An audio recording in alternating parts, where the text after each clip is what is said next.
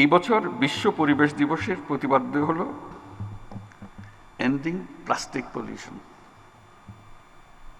আজকের পৃথিবী নানান রকমের সংকটে জড়িত। যুদ্ধ বিগ্রহ, প্রযুক্তির ব্যাপক প্রসার, অপব্যবহার আমাদের সামনে নানা রকমের চ্যালেঞ্জ সৃষ্টি করেছে।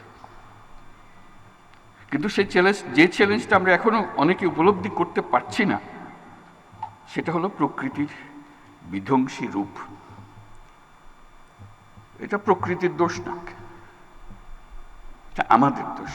আমরা মানুষ যারা এখানে বসবাস করি, প্রকৃতির সঙ্গে তাল মিলিয়ে চলার কথা, সেটা তাল মিলিয়ে না চলে উল্টো দিকে চলে। দোষটা প্রকৃতির না, দোষটা হলো প্রকৃতি বিধ্বংসী এক জীব যার নাম মানুষ। আমাদের সামনে দৈত্যাকারে হাজির হওয়ার প্রস্তুতি নিচ্ছে জলবায়ু সংকট।